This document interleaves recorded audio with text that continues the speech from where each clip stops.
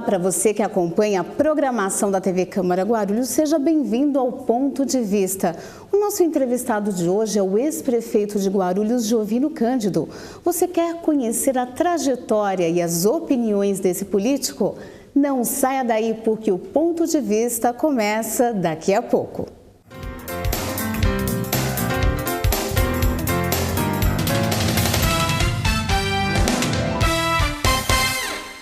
Queria parabenizar a TV Câmara, parabenizar aqui o presidente e todos os vereadores pelo trabalho que vem sendo feito e espero que vocês possam continuar contribuindo cada vez mais para levar informação à nossa população e permitir que o cidadão possa participar, dando opiniões, sugestões e ajudando a construir a cidade. E parabéns pela qualidade, porque eu estava dizendo agora há pouco, vez ou outra, estou por aí no trânsito, às vezes até fora de Guarulhos, e aí ligo o celular pela internet, sintonizo, acompanho. Então, a gente fica feliz quando vê essas coisas, porque significa que esse esforço que vocês estão fazendo aqui, tem muita gente que vocês nem estão sabendo, mas que estão do outro lado, acompanhando para e passo tudo que acontece no Legislativo e tudo que acontece na cidade. Parabéns, sucesso e já nasceu bem.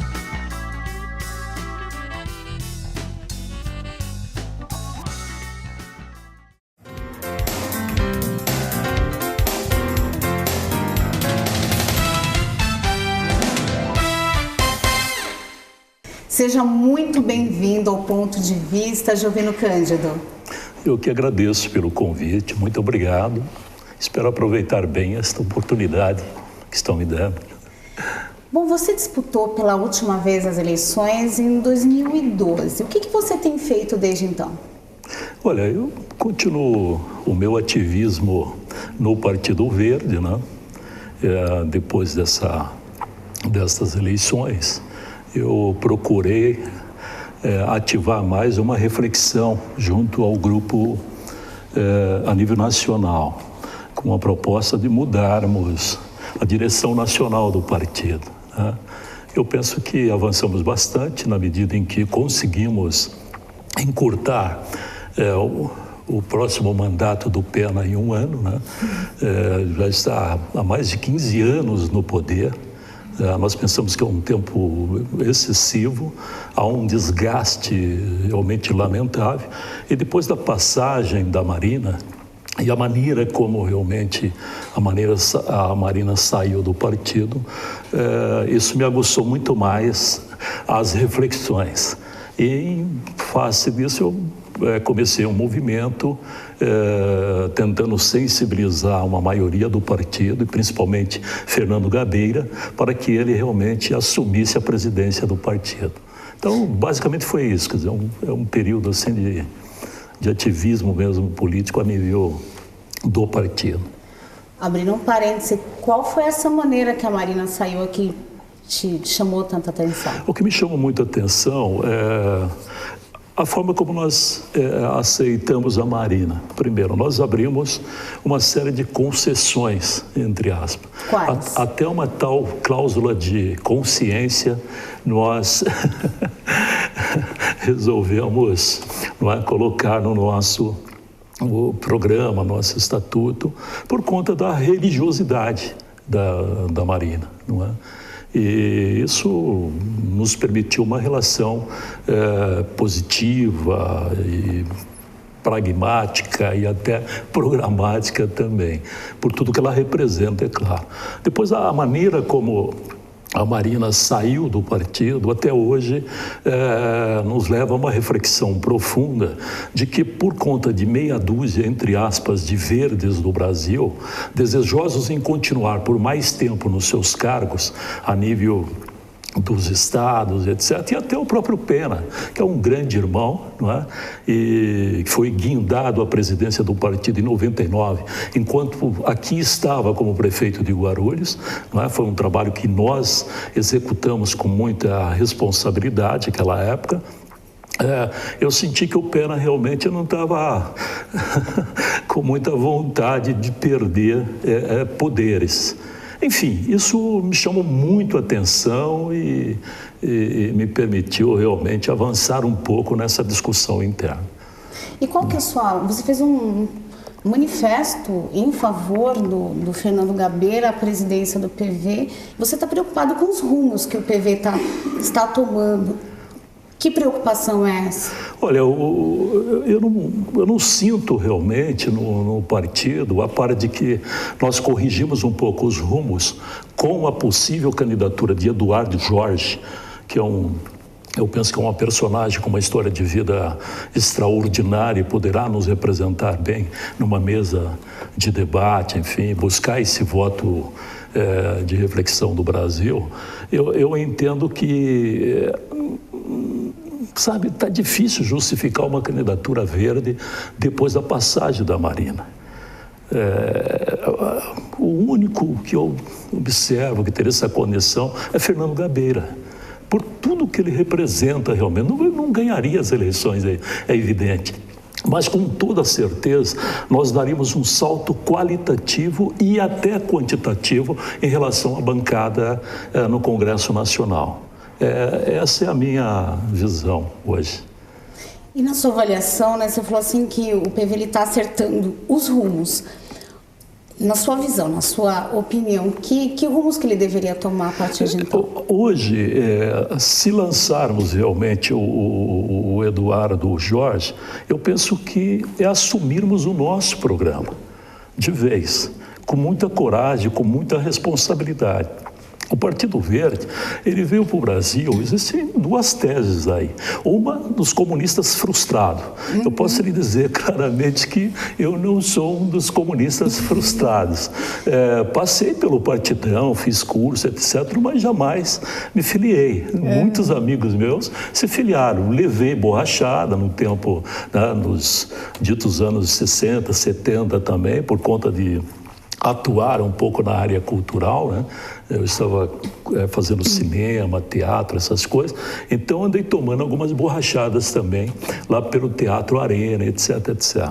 Mas, olha só, a tese que eu defendo é que o partido ele veio com a proposta de preencher uma lacuna muito importante a nível da vanguarda do pensamento, realmente, em busca de uma sociedade que pensasse holisticamente, digamos assim. Tá certo? Eu sei que é uma palavra que, talvez para muitos... mas se puder explicar, inclusive, né, o que é esse pensamento holístico. Nesse contexto de compreendermos a dimensão e a importância do planeta nas nossas vidas, né? E as responsabilidades do ser humano, e não do animal, né? O ser humano que aqui está em relação à água, em relação à planta, em relação... enfim, esse desenvolvimento, esse avançar da humanidade em todos os aspectos, sem destruir a nossa, entre aspas, casa. É isso. Então, é um partido que veio para isso, veio para essa reflexão, para buscar isso. Não é para buscar o poder pelo poder. Isso, eu penso que está longe. Em todos os lugares do mundo, ainda nós teremos que trabalhar muito para conquistarmos o poder. Mas eu penso que já oferecemos muitas contribuições prazerosas, né, positivas, importantes para a sociedade brasileira. E nesse sentido, eu penso que o partido ele precisa e deve assumir as suas responsabilidades com o seu programa, sabe? Sem medo de ser. Sem medo de ser feliz, sabe? Mesmo porque essa bandeira, né, defendida pelo PV, hoje em dia ela faz parte de um consciente coletivo, né? Sim. Quer dizer, na verdade, talvez depois também daquele documentário do Al Gore, parece que o mundo deu uma agitada um pouco no mundo, mas muito antes disso, uma série de ativistas já vem trabalhando essa consciência ambiental, ecológica, de preservação do meio ambiente para preservar a vida, né? Porque não é... Essa nossa principal, digamos, atividade, entre aspas, né? Esse é o nosso ativismo principal.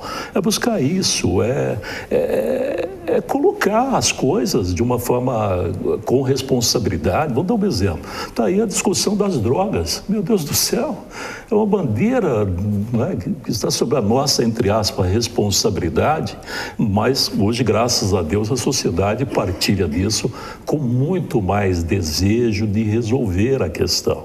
Você tem aí uma série de outras bandeiras importantes que nós puxamos lá atrás, não é? Com toda aquela maneira de ser, de Gabeira e outros ícones que passaram pelo partido. E qual a sua opinião sobre drogas? Olha, eu tenho, por conta da minha, digamos, experiência a nível familiar, né? Eu tenho lá uma série de ainda restrições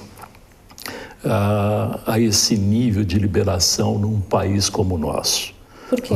Por conta do cultural, da questão cultural, a questão educacional.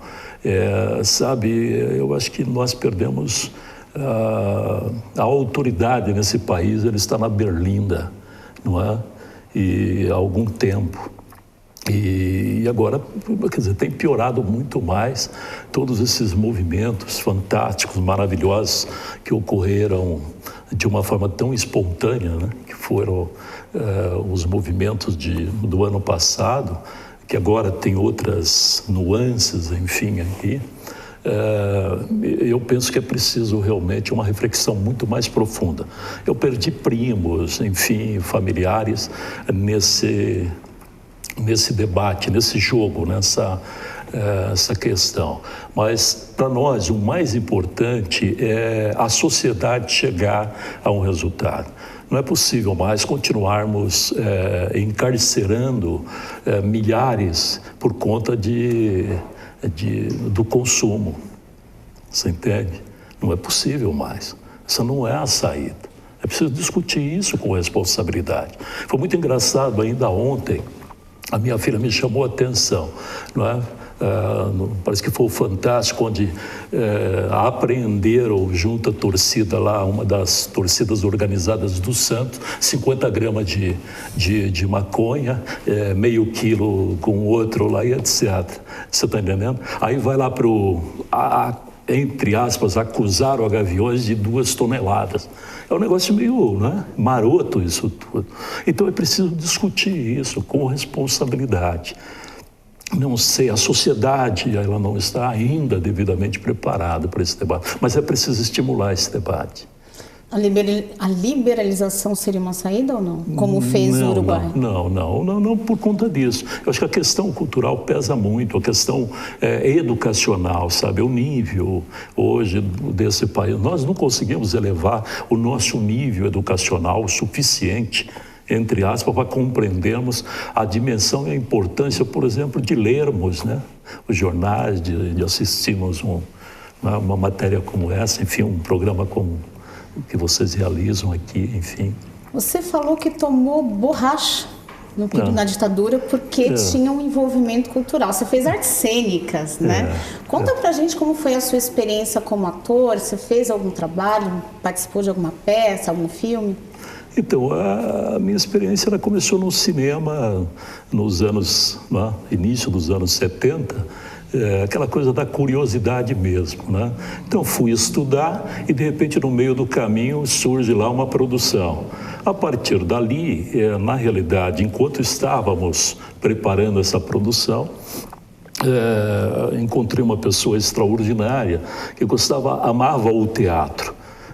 E a partir daí eu me apaixonei pelo teatro e percebi a importância, principalmente naquela época, né, do teatro engajado, né, o chamado teatro de protesto, o teatro político, digamos assim, entendeu? Então, a partir dali, comecei a me aprofundar cada vez mais, aí resolvi depois fazer um teste na IAD, né, fazer lá digamos, tentei a IAD, mas surgiu uma semana, enquanto estava me preparando para esse vestibular, surgiu uma oportunidade no SESI, que eles estariam preparando a inauguração do famoso Teatro Popular do SESI na Paulista, né, que funcionava ali na Major Diogo, né, o famoso TBC. E aí eu fui para essa brincadeira com meia dúzia de amigos, passei e integrei o elenco, que depois o SESI produziu O Beijo no Asfalto, de Nelson Rodrigues, etc, etc. A partir daí fui convidado para a primeira montagem, não é, do SESI, mas por conta dos estudos e meu trabalho, etc., eu resolvi continuar no elenco, digamos, itinerante, né, para a próxima produção, que depois a seguir foi a Falecida. O primeiro espetáculo lá foi O Poeta da Vida e Seus Amores, não é? Eles prepararam um espetáculo lindíssimo. O segundo foi a Falecida, não é? Enfim, a partir daí, na realidade, eu preferi o teatro realmente aqui fora, o teatro de combate, como eu disse, né? Então continuei realmente os meus trabalhos, mas a nível de um teatro amador mesmo, estudantil, e fiz muita coisa aqui na cidade, enfim, pelo estado, participei de muitos festivais, enfim, foi toda uma corrida nesse sentido, mas no profissionalismo mesmo eu não retornei. Eu passei por 3 experiências também na televisão, na extinta Tupi, né, que foi Mulheres de Areia, o Machão, que foi o último lá que eu participei, inclusive o Fagundes estreou como o principal protagonista, né? E As Divinas e Maravilhosas. Não está numa sequência, é claro, mas foram experiências pequenas. Eu saí depois do Machão porque eu não aguentava ficar 8 horas, 10 horas, 12 horas gravando, sabe? Eu pirava, né? Então, fui um dos anarquistas que resolveu sair fora e continuar fazendo teatro de protesto mesmo. Perguntas: quem que você fez no Machão e quem você fez em Mulheres de Areia? Não, foram personagens muito... Sabe aquelas coisas assim de segundos, entre aspas, né? No Machão, destacaram um personagem, mas eu não concordei, né? Sabe aquela coisa? Porque eu ficaria muito preso.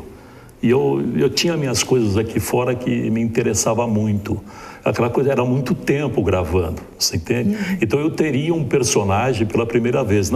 As Divinas e Maravilhosas e Mulheres de Areia, foi essas aparições assim de 20, 30 capítulos que você aparece, não tem assim não tem tanta importância na trama, você entende? Mas é uma coisa que me deu a possibilidade de conhecer profundamente a televisão, enfim, eu era muito estudioso, me interessava muito, conheci muita gente bacana, entendeu? Tive muita ajuda na época da Eva Vilma, do ex-esposo dela, que faleceu também. Enfim, foi muito gostoso, mas preferi continuar meus rumos pelo teatro mesmo.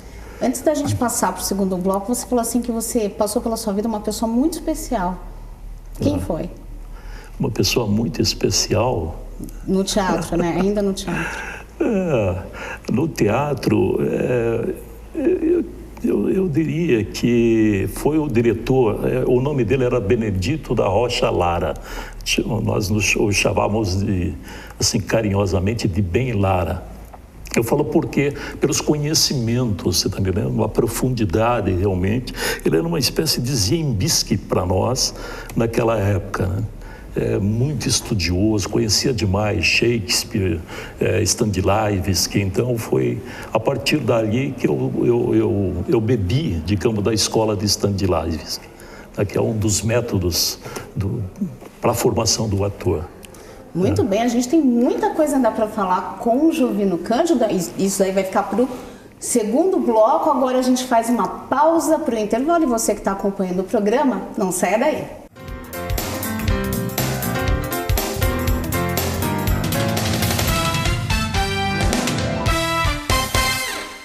Eu estou na TV Câmara Guarulhos. Eu estou na TV Câmara Guarulhos.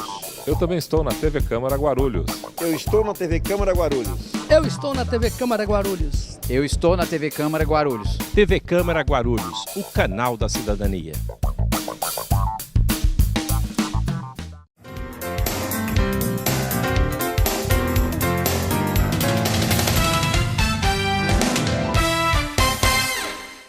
De volta com o Ponto de Vista, eu entrevisto o ex-prefeito de Guarulhos, Jovino Cândido. Jovino, no final do primeiro bloco, você estava falando que você optou pelo teatro de protesto. Como que foi a sua transição do teatro de protesto para a política? Como que você se iniciou na política? Olha, eu sempre participei. Era uma coisa muito do dia a dia. As coisas se misturavam na realidade, mas sempre pensando em mudar com os amigos, né? Digamos assim. Então, aqui na cidade, a nossa primeira experiência, digamos, como ativista ou militante, foi tentando a eleição de um amigo para casa aqui. O nome dele era Oscar Gonçalves. Aliás, faz muito tempo que eu não o vejo, né? Essa experiência foi em 76. A partir dali, nós tivemos também uma participação muito direta na eleição do professor Neftales, quando foi eleito pela primeira vez nosso prefeito. Tá? E com isso nós fizemos algumas reivindicações por participarmos realmente do movimento cultural aqui da nossa cidade, onde pedimos para o professor, como compromisso principal, a abertura na cidade de um centro cultural, porque não tínhamos realmente teatro aqui na cidade como uma possibilidade oficial de se traçar política alguma. Nós nos apresentávamos aqui na Biblioteca João Gonçalves, ali na Monteiro Lobato, na João Gonçalves. Então, está aqui, né? Então foi, digamos assim, aqui na cidade, foi a minha primeira participação mais direta na eleição desse amigo. Não conseguimos elegê-lo, mas ele foi parar lá, foi trabalhar no governo, né? E a partir daí nós conseguimos essa reivindicação. Ela foi atendida no final de 81, onde o professor Neftales, inclusive, honrando um dos compromissos, ele resolveu escalar, entre aspas, para a equipe da inauguração do Centro Cultural da Vila Galvão, ali onde tem o Teatro Nelson Rodrigues, etc. Ele resolveu realmente escolher daquele grupo do movimento cultural da cidade, pessoas que pudessem ajudar na programação, enfim, naquela política cultural que se pensava traçar a partir de então. E qual era o nome do grupo cultural? Olha, não tinha um nome específico, era um movimento que misturava o pessoal da literatura, então diretores de teatro, atores, atrizes, poetas, artistas plásticos, enfim, era um movimento, na época tinha mais de 300 que oficialmente estavam engajados, se engajaram nesses movimentos todos e que levaram realmente a partir de então aquela primeira sementinha que foi o Centro Cultural da Vila Galvão. E qual foi a sua primeira experiência como político? Então, como político, eu penso que foi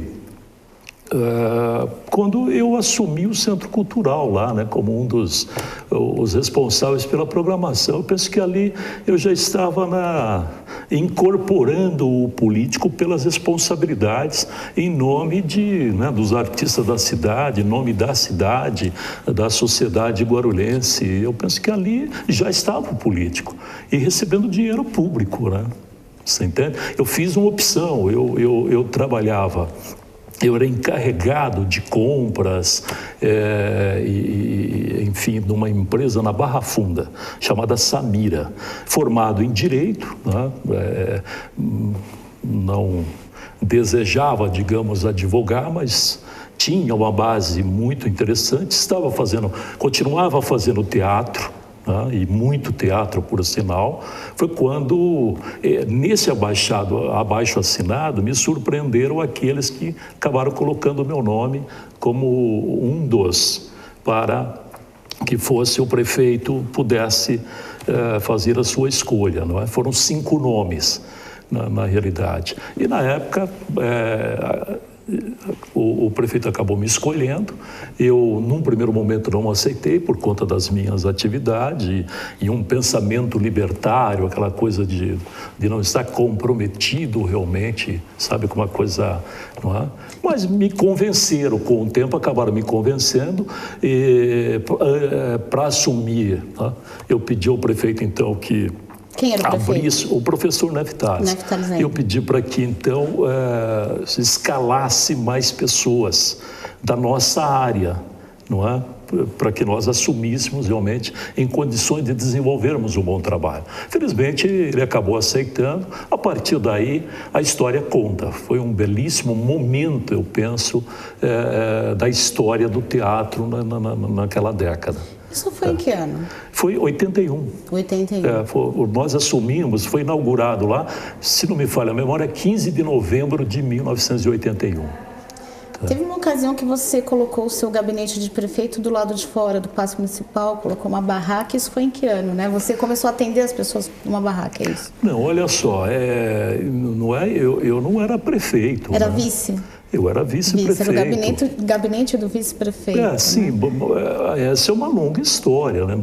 Porque eu, na realidade, nós havíamos conquistado a prefeitura, né? Assumimos a prefeitura, se pagava o salário dos funcionários, tinha merenda escolar, enfim, as coisas estavam funcionando administrativamente.